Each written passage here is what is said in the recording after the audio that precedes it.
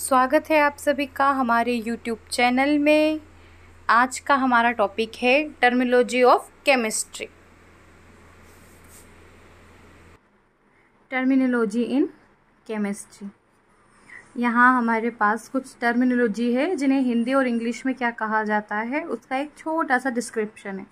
For example, first of all is chemistry. Chemistry रसायन विज्ञान, जहाँ पे भी हम एटम, मॉलिक्यूल्स, अणु, परमाणु के बारे में चर्चा करते हैं, उनके बीच के बंधों के बारे में डिस्कस करते हैं, इन्हीं को हम रसायन विज्ञान कहते हैं। मैटर को द्रव्य कहा जाता है। द्रव्य कोई भी ऐसी चीज़ जिसके पास द्रव्यमान होता है और जगह लेता है। एलिमेंट तत्वों को कहा जाता है जो हमें पृथ्वी की सतह से प्राप्त होते हैं। कंपाउंड यौगिकों को कहा जाता है जो दो से अधिक तत्वों से मिलकर बनते हैं। Next is molecule. अणु, जब दो एक ही तरीके के तत्व आपस में बंध बनाते हैं या जब दो एक ही तरीके के परमाणु मिलते हैं तो वह अणु का निर्माण करते हैं।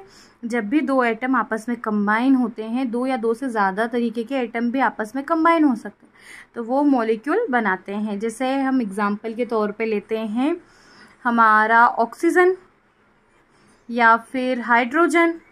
हाइड्रोजन का एक परमाणु जब हमारे हाइड्रोजन के दूसरे परमाणु के साथ परस्पर बंध बनाता है तो वह एक हाइड्रोजन के अणु का निर्माण करता है। फॉर एग्जाम्पल, ये हमारा एक हाइड्रोजन का परमाणु है, ये दूसरा हाइड्रोजन का परमाणु है। ये दोनों आपस में जब भी बंध बनाते हैं यह एक परमाणु अणु का फॉर्मेशन करते हैं, इसी को हम अणु कहते हैं। यदि हम सल्फर की बात कर रहे हैं तो ऐसे 8 सल्फर आएंगे इन वह एक अणु बनाएंगे जिसे एसिड कहा जाता है। सल्फर का अणु एसिड के फॉर्म में हमें मिलता है, सो इसी को हम अणु कहते हैं। जब यह सिंगल होगा तब इसे परमाणु कहेंगे, जब यह बंधों से बंधित होगा तब हम इसे अणु कहेंगे। Next is mixture.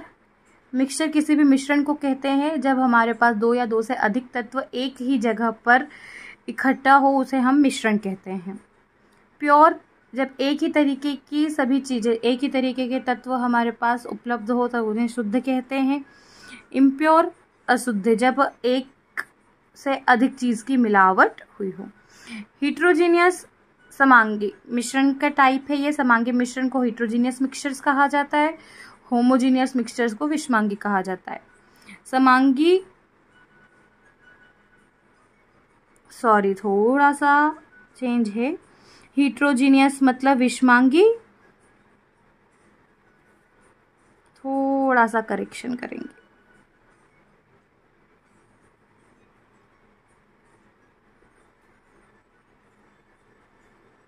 And homogeneous मतलब समांगी।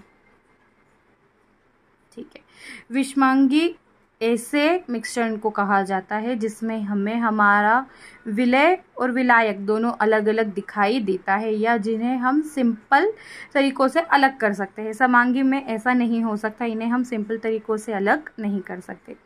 मास, द्रव्यमान को कहा जाता है। वॉल्यूम, आयतन को। डेंसिटी, घनत्व को। द्रव्यमान बटा आयतन को ही हम डेंसिटी कहते हैं, घनत्व कहते हैं। टेम्परेचर, ताप को कहा जाता है। ताप का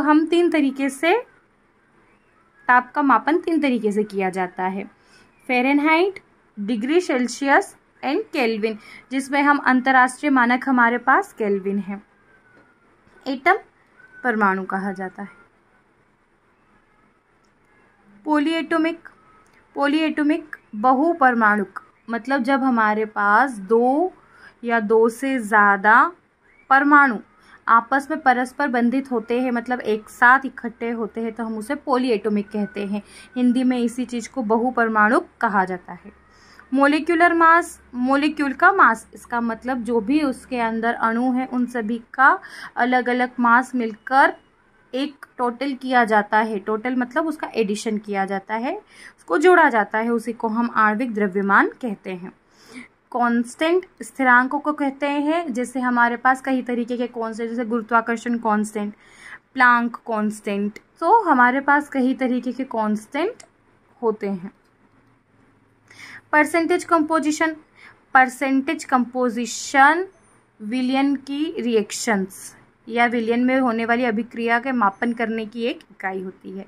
परसेंटेज कंपोजिशन के द्वारा हम मोल्स की संख्या को प्राप्त करते हैं। परसेंटेज कंपोजिशन को प्रतिशत संघटन भी कहा जाता है। इम्पेरिकल फॉर्मूला मूलानुपाती सूत्र, इसका मतलब कोई भी हमारे पास एक कंपाउंड है, कोई भी यौगिक है, उसका जो बेसिक फॉर्मूला है जिस पे वो बना है। जैसे हम बात करते हैं हमारे स्टार्च की या ग्लूकोज की, ग्लूकोज क्या होता है C6H12O6 क्या होता है C6H12O6। इसका अगर मैं इम्पेरिकल फॉर्मूला लिखूँ तो इसे मैं CH2O1 भी लिख सकती हूँ। यदि मैं इसे 6 से मल्टीप्लाई करवाती हूँ तो मुझे मेरा वापस से ओरिजिनल फॉर्मूला मिल जाएगा। तो यह जो फॉर्मूला लिखा गया है इसी को इम्पेरिकल फॉर्मूला कहते हैं, इसी को मूलानुपाती सूत्र भी कहा जाता है।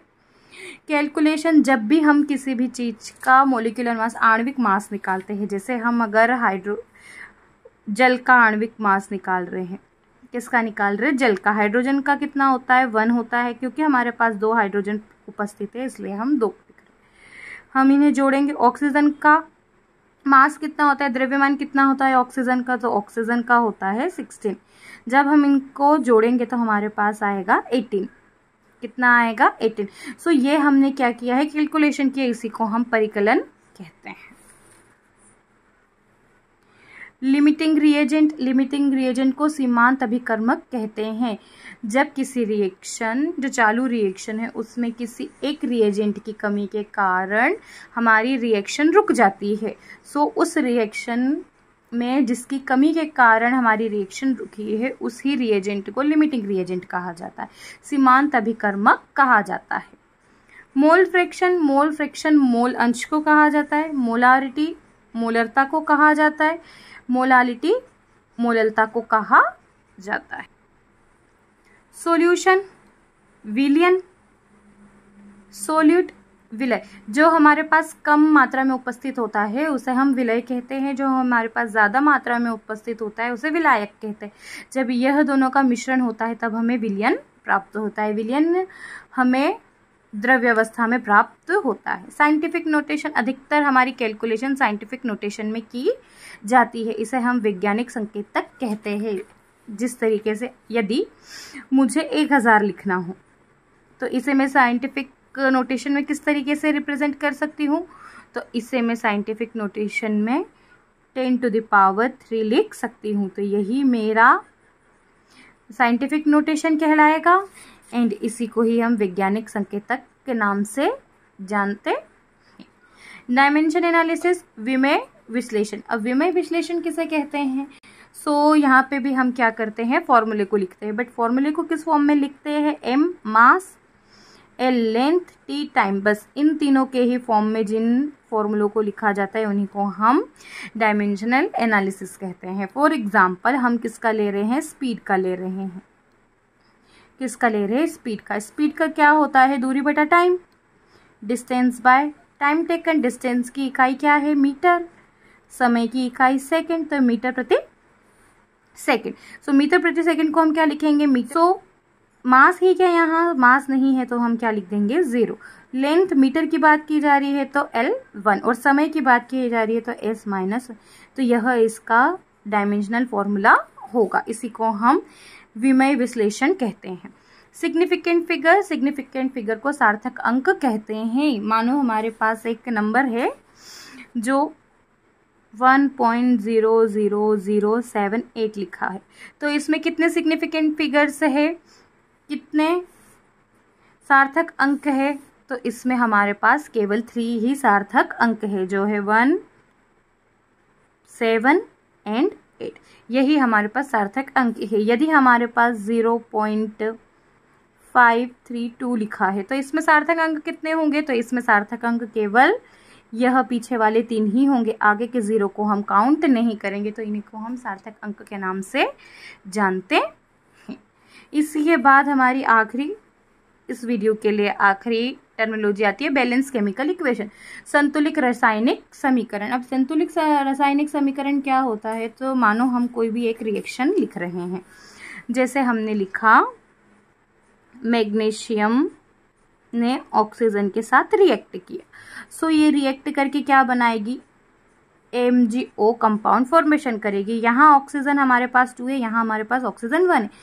हमने द्रव्यमान का नियम पढ़ा है, उसके अकॉर्डिंग हमारे reactant side and product side दोनों साइड मास बरोबर होना चाहिए। यहाँ Mg है, यहाँ Mg, बट यहाँ O2 है, यहाँ सिर्फ O है, सो हमें उसे बैलेंस करना होगा। बैलेंस करने के लिए हम यहाँ 2 लगाएंगे, तो हमें ऑटोमेटिकली यहाँ भी 2 लगाना होगा। अब यदि हम बैलेंस करके देखते हैं, संतुलित करके देखते हैं, तो यहाँ 2 Mg है, यहाँ पे भी 2 Mg है, यहाँ 2 ऑक्सीजन है, यहाँ पे भी 2 ऑक्सीजन है। इसका मतलब हमारा द्रव्यमान का जो नियम है वो हमने यहाँ स्थापित कर दिया है। इसी को हम संतुलित समीकरण कहते हैं। यदि आपको ये थोड़ा सा भी हेल्पफुल लगता है या आपको लगता है कि ये किसी और की मदद करेगा, तो प्लीज़ शेयर एंड सब्सक्राइब।